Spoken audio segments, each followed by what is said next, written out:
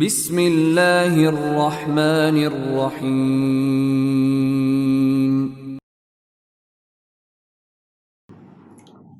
اعوذ باللہ من الشیطان اللعین الرجیم۔ بسم اللہ الرحمن الرحیم۔ الحمد للہ رب العالمین، الصلاۃ والسلام علی سیدنا محمد وعلی اہل بیتہ الطیبین الطاہرین، واللعنۃ الدائمۃ علی اعدائہم من یوم عداوتہم الی قیام یوم الدین۔ اللہم صل علی محمد وآل محمد۔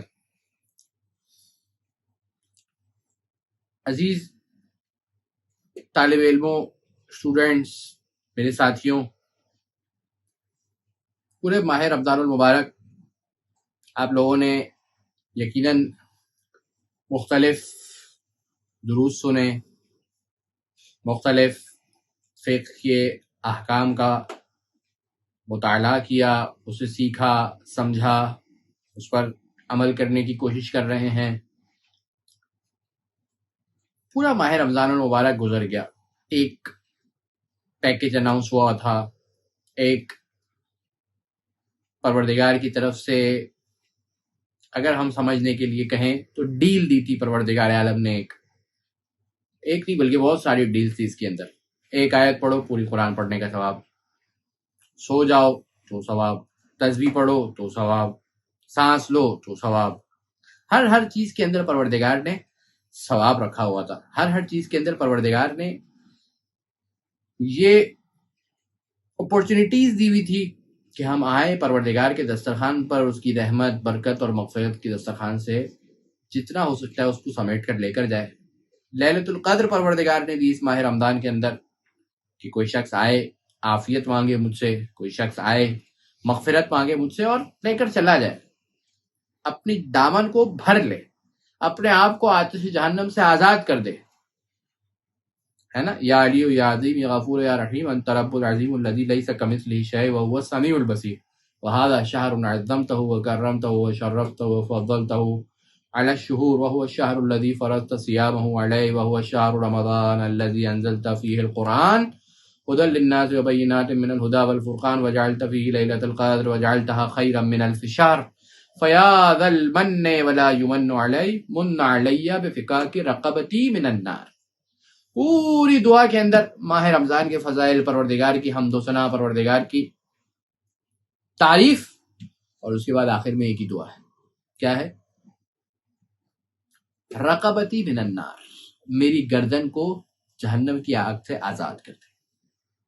یہی دعا مانگی ہم نے، اور خطبہ شعبانیہ کے اندر رسول نے یہ فرمایا بھی کہ بدبخت ہے وہ شخص کہ جو ماہ رمضان گزر جائے اور اپنے آپ کو بخشوا نہ سکے۔ اگر اب بھی کوئی اپنے آپ کو نہیں بخشوا سکا، اگر اب بھی کسی نے ماہ رمضان کی نعمتوں، رحمتوں، برکتوں، مغفرتوں سے فائدہ نہیں اٹھایا، تو پروردگار ابھی بھی ایک دن دے رہا ہے۔ آئے اس دن کے اندر، جو دن ریوارڈ لینے کا دن ہے، جو دن نعمتیں سمیٹ کر جانے کا دن ہے، جو گفٹس پروردگار عالم دے رہا ہے کہ دیکھو پورا ماہ رمضان گزار دیا، جس نے جتنے اچھے نیک اعمال کیے تھے، آ جاؤ میں یہ دن ریوارڈ کا دن رکھا ہے۔ کون سا دن ہے؟ عید کا دن۔ دیکھیے ہر قوم اور ہر ملت کے لیے کوئی نہ کوئی ایسا دن ضرور ہوتا ہے جو کسی تاریخی پس منظر کی وجہ سے ایک بہت یادگار دن ہوتا ہے، بہت ہی میموریبل ڈے ہوتا ہے، اور اس میں ہر قوم والے اپنے خاص انداز کے اندر، اپنے خاص طریقے سے اس دن کے رسومات کو انجام دیتے ہیں، اس میں خوشی اور مسرت کا اظہار کرتے ہیں۔ جس دن حضرت ابراہیم علیہ السلام پر آتش نمرود سرد ہو گئی، ٹھنڈی ہو گئی، حضرت ابراہیم علیہ السلام کو اس آگ نے نقصان نہ پہنچایا اور وہ آگ کے بھڑکتے ہوئے شعلوں سے زندہ باہر آ گئے، تو وہ دن ان کے ماننے والوں کے لیے عید قرار دیا گیا۔ جس دن حضرت یونس علیہ السلام شکم ماہی سے، مچھلی کے پیٹ سے باہر آئے، وہ دن ان کی قوم کے لیے عید قرار پایا۔ جس دن حضرت عیسیٰ علیہ السلام کی قوم پر دسترخوان نازل ہوا، وہ ان کی امت کے لیے عید کا دن قرار پایا۔ اور اس کی طرف قرآن نے ارشاد فرمایا کہ رب انزل علینا مائدۃ من السماء تکون لنا عیدا، اے پروردگار تو ہم پر آسمان سے مائدہ نازل کر، ایک دسترخوان نازل کر کے جو ہمارے لیے عید قرار پائے، کہ پھر ہمارے لیے عید قرار پائے۔ اس طرح بالکل اسی طرح جس طریقے سے باقی ادیان کے اندر کسی نہ کسی خاص پس منظر کی وجہ سے، بیک گراؤنڈ کی وجہ سے کوئی دن عید کا قرار پاتا تھا، بالکل اسی طریقے سے دین اسلام میں بھی مختلف یادگاروں کے سلسلے میں مختلف عیدیں منائی جاتی ہیں، اور اس بات کی طرف ہمارے پاس روایات سے مدد ملتی ہے، ہمیں روایات میں اشارہ موجود ہے اس بات کی طرف کہ امام صادق علیہ الصلاۃ والسلام ارشاد فرماتے ہیں کہ اذا کان یوم القیامت زفت اربعۃ ایام الی اللہ کما تزف العروس الی خضرها یوم الفطر فطر ویوم الضحى ویوم الجمعہ ویوم غدیر خم۔ مفضل ابن عامر کہتے ہیں کہ میں امام صادق علیہ الصلاۃ والسلام کے پاس موجود تھا، امام نے مجھ سے کہا کہ جب روز قیامت ہوگی تو 4 دن خدا کی بارگاہ میں اس طرح سے سجے ہوئے ہوں گے جیسے کہ ایک دلہن سجی ہوئی ہوتی ہے، پروردگار کے سامنے 4 دن اس طریقے سے مزین ہوں گے، اس طریقے سے سجے ہوئے ہوں گے۔ کون کون سے 4 دن؟ کہا یوم الفطر، عید فطر، عید الفطر کا دن، یہ جو عید الفطر آنے والی ہے۔ یوم الضحیٰ یعنی عید الضحیٰ کا دن جس کو ہم بقرہ عید کہتے ہیں۔ یوم الجمعہ جمعے کے عید کا دن، جمعے کو بھی عید قرار دیا گیا، اور یوم غدیر خم اور غدیر خم۔ ان عیدوں میں سے 3 عیدیں مسلمانوں کی مشترکہ ہیں، یعنی تمام مسلمان مناتے ہیں، یوم فطر، یوم الضحیٰ اور یوم جمعہ۔ جبکہ اگر ہم غدیر خم کو دیکھا جائے تو یہ وہ عید ہے کہ جس کے اندر فقط اور فقط مومنین ہی اس عید کو مناتے ہیں۔ مختلف روایات میں روز جمعہ کو بھی عید کا دن قرار دیا گیا، جیسے کہ اس روایت کے اندر بھی قرار دیا گیا۔ اور صحیفہ سجادیہ میں جائیے، وہاں پر نماز عید الفطر کے بعد جو دعا پڑھنے کی تاکید کی گئی ہے، جو دعا صحیفہ سجادیہ میں اس موضوع سے موجود ہے کہ نماز عید الفطر کے بعد وہ دعا پڑھی جائے، بے عین ہی وہی دعا روز جمعہ، نماز جمعہ کے بعد بھی پڑھنے کی تاکید کی گئی ہے، اور اس کا عنوان یہی رکھا گیا ہے کہ نماز عید الفطر اور جمعے کے بعد پڑھی جانے والی دعا۔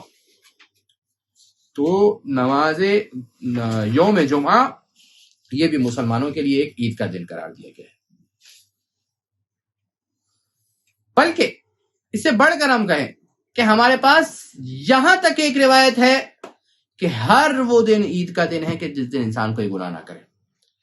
امام علی ابن ابی طالب امیر المومنین علیہ الصلاۃ والسلام فرماتے ہیں کہ الیوم لنا عید وغدا لنا عید، کل یوم لا نعصی اللہ فیہ فہو لنا عید۔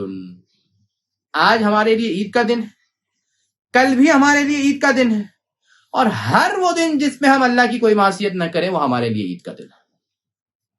اور ان تمام عیدوں میں سے 2 عیدیں ایسی ہیں کہ جو بہت زیادہ مشہور ہے، بہت زیادہ شہرت رکھتی ہے، اور تمام مسلمان اس کو مناتے ہیں۔ اور وہ کون سی ہے؟ ایک عید الفطر اور ایک عید الاضحیٰ، یعنی ایک رمضان عید اور دوسری بقرہ عید۔ عید الاضحیٰ کس تاریخی پس منظر کے پیش نظر ہے؟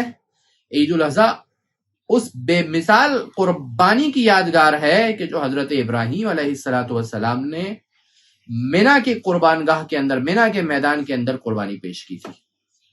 پروردگار نے اس دن کی یاد کی خاطر عید الاضحیٰ کو عید کے طور پر قرار دیا ہے۔ اور عید الفطر ماہ رمضان المبارک کے اختتام پر جب انسان فریضہ صیام سے، اپنے روزے کی تکلیف سے برآ ہوتا ہے اور یہ روزے کی تکلیف اس پر ختم ہوتی ہے، تو اس کے شکریہ کے طور پر، اس کے اختتام پر عید الفطر کو منایا جاتا ہے، اور جسے ہم رمضان عید کے نام سے یاد کرتے ہیں۔ دین اسلام نے اس عید پر یعنی عید الفطر پر چند اہم امور کی طرف متوجہ کیا ہے۔ ایک مرتبہ درود پڑھ دیں تو ہم جو ہے وہ ان کی طرف چلتے ہیں۔ اللہم صلی علی محمد وآل محمد۔ 2 اہم ترین چیزیں کہ جس کی طرف دین اسلام بہت زیادہ ایمفسائز اور اشارہ کرتا ہوا نظر آتا ہے اس عید الفطر کے اندر، بلکہ صرف ایمفسائز کرتا ہوا نہیں، بلکہ خاص احکام ہے، بلکہ اس میں سے ایک چیز تو ایسی ہے کہ جو آج بھی ہمارے لیے واجب ہے، آج بھی یہ کہنا چاہ رہا ہوں کہ زمانے غیبت میں بھی واجب ہے۔ سب سے پہلی چیز جو اس عید الفطر کے ساتھ جڑی ہوئی نظر آ رہی ہے ہمیں، وہ ہے زکوٰۃ فطرہ۔ اور دوسری اہم چیز وہ ہے نماز عید۔ اگرچہ کہ یہ نماز عید فقط عید الفطر کے ساتھ مختص نہیں ہے، بلکہ عید الاضحیٰ کے اندر بھی یہ نماز عید کا کانسیپٹ موجود ہے ہمارے پاس، اور جو چیزیں نماز عید کے اندر موجود ہے بالکل بعینی ہی وہی ساری چیزیں عید الاضحیٰ کی نماز عید کے اندر بھی موجود ہے۔ لیکن عید الفطر کے ساتھ جو ایک خاص چیز ہے جو جڑی ہوئی ہے، جو کسی بھی عید کے اندر موجود نہیں ہے، وہ ہے زکوٰۃ فطرہ۔ یعنی اس عید کو پروردگار نے پرمسرت بنانے کی خاطر اسلام نے، پروردگار نے ہر صاحب استطاعت پر ایک مخصوص قسم کی زکوٰۃ واجب کی ہے، جسے عید الفطر کی مناسبت سے فطرہ کہا جاتا ہے۔ اور اس زکوٰۃ فطرہ کے اندر یہ ایک ہدایت موجود ہے، یہ ایک گائیڈنس موجود ہے، یہ ایک رہنمائی موجود ہے، یہ ایک خاص چیز موجود ہے کہ نماز سے پہلے یہ مستحقین تک پہنچا دی جائے۔ ابھی مجھے فطرے کی ڈیٹیل میں نہیں جانا، اس کے اپنے ڈیٹیل احکام ہے۔ کیوں مستحقین تک پہنچا دی جائے نماز سے پہلے؟ تاکہ وہ بھی عید کی خوشیوں میں دوسروں کے ساتھ شریک ہو سکیں۔ اور یہ واقعاً اسلام کی ایک حکیمانہ موقع شناسی ہے کہ اس نے عید الفطر کے موقع پر غریبوں کی اعانت کو ضروری قرار دیا، تاکہ وہ غریب بھی ہمارے ساتھ مدد کے اندر شریک ہو سکے۔ اور اب جبکہ 30 دن کے اندر ایک شخص بھوک اور پیاس کے احساس کو برداشت کر چکا ہے، اس کو احساس کر چکا ہے، اس کو فیل کر چکا ہے ایک مسلمان بھوکا اور پیاسا رہ کر، تو اب کیا ہے؟ اسے غریب کا احساس ہے، اسے فاقہ شکنی کی تکلیف کا احساس ہے۔ اس کے بعد پروردگار عالم آ کر کہہ رہا ہے کہ جب تم نے 3 دن بھوک اور پیاس برداشت کر لی ہے، فیل کیا ہے، احساس کیا ہے کہ کیا ہوتی ہے بھوک و پیاس، تو آؤ، جب تم نے فیل کیا اس بھوک و پیاس کو، اب 30 دن کے بعد آؤ، تم صاحب استطاعت ہو، اپنے مال کو پاک کرو، کچھ زکوٰۃ نکالو اور زکوٰۃ فطرہ کو ادا کرو، تاکہ یہ عید ہر وہ فرد بھی اچھے طریقے سے بنا سکے کہ جس کے پاس پہننے کے لیے کپڑے نہیں ہیں، جس کے پاس کھانے کے لیے اچھا کھانا نہیں ہے۔ تم ریسٹورنٹ جا سکتے ہو، تم اپنے پہلی عید، دوسری عید، تیسری عید، نائٹ، ڈے، الگ الگ ڈریسز لے سکتے ہو۔ کچھ اپنے مال میں سے زکوٰۃ نکالو، کچھ اپنے مال کو پاک کرو، آؤ کچھ معاشرے کے لیے، کچھ غریبوں کے بارے میں فکر مند ہو جاؤ۔ یہ دین اسلام نے کانسیپٹ دیا۔ دین اسلام نے اس موقع پر ان افراد کو یاد رکھا کہ جو اس عید کی خوشیوں کو اس طریقے سے نہیں منا سکتے تھے جس طریقے سے ایک صاحب استطاعت شخص منا سکتا تھا۔ یہ پہلی چیز کہ جس کی طرف اسلام نے بہت زیادہ ایمفسائز کیا، یہاں تک کہ زکوٰۃ فطرہ واجب کر دی گئی صاحب استطاعت شخص پر۔ دوسری چیز وہ ہے نماز عید۔ فطرے کے بعد جو سب سے اہم چیز ہے وہ نماز عید ہے، کہ جس سے اس عید الفطر کے دن کا آغاز کیا جاتا ہے، اسٹارٹ ہوتا ہے۔ نماز عید اپنے اندر چند اہم خصوصیات رکھتی ہے۔ نمبر 1، شہر کے مختلف علاقوں سے لوگ جمع ہوتے ہیں اور اسلامی بھائی چارگی اور آپس میں اخوت و محبت کے ساتھ سب مل کر ایک جگہ پر اپنا اجتماعی فریضہ ادا کرتے ہیں، انہیں نماز ادا کرتے ہیں۔ اور بہرحال یہ جب اجتماع ہوتا ہے، یہ جب مختلف علاقے کے، مختلف جگہ کے، مختلف سوسائٹیز کے لوگ آ کر ایک جگہ پر جمع ہوتے ہیں، ایک چھت کے نیچے، ایک سائے میں، ایک گراؤنڈ کے اندر مل کر نماز پڑھتے ہیں، تو یہاں پر ان کے درمیان اخوت، بھائی چارگی، آپس میں میل ملاپ، کدورتوں کا دور ہونا اور دوسرے بہت سارے اجتماعی فوائد حاصل ہوتے ہیں۔ اور یہی وجہ ہے کہ اسلام نے جہاں پر انفرادی عبادات کو اپنی ایک خاص حیثیت دی ہے، وہیں پر اجتماعی عبادات کو بھی اپنی ایک خاص حیثیت دی ہے۔ نماز ایک مرتبہ وہ نماز ہے کہ جو فرادہ ادا کرنی ہے، ایک مرتبہ وہ نماز ہے کہ جو جماعت کے ساتھ ادا کرنی ہے۔ دونوں چیزوں کو بیلنس لے کر چلنا ہے، کیونکہ اس کے اپنے بینیفٹس ہیں، اس کے اپنے بینیفٹس ہیں، اس کے اپنے فوائد ہیں، اس کے اپنے فوائد ہیں۔ تو پہلی چیز۔ دوسری چیز، اس کے خطبے کے اندر جو نماز عید کا ہوتا ہے، پروردگار عالم کی حمد و ثنا ہے، وعظ ہے، نصیحت ہے، عبادت قبول ہو جانے کی دعا ہے، یعنی وہ تمام کے تمام چیز کہ جو اس ماہ مبارک رمضان کے اندر انسان نے کی تھی، اس تمام کا خلاصہ نماز عید کے خطبے کے اندر پیش کیا جاتا ہے، اور پروردگار سے دعا کی جاتی ہے کہ جو 30 دن گزارے، جو عبادتیں کی، پروردگار اسے درجہ قبولیت تک پہنچائے۔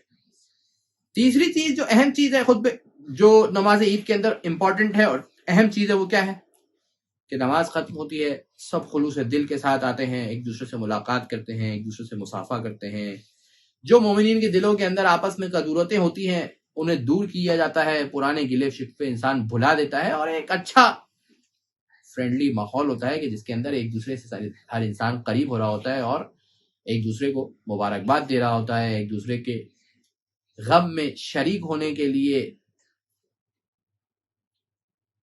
تجدید عہد کر رہا ہوتا ہے، اور ایک اندرونی طور پر انسان کیف اور خوشی کی کیفیت کے اندر ہوتا ہے، اس کو فیل کر رہا ہوتا ہے، اس کو احساس نہ صرف کر رہا ہوتا ہے بلکہ سامنے والے کو کروا رہا ہوتا ہے۔ اور یقیناً اس دنیا کے اندر سب سے اہم چیز جو ہر انسان ڈھونڈ رہا ہوتا ہے وہ سکون ہے۔ ان تمام عبادات کے اندر جو اہم ترین رکن ہے وہ کیا ہے کہ انسان قرب الہی اختیار کر کے، پروردگار کا قرب اختیار کر کے سکون حاصل کرتا ہے، کیونکہ بہرحال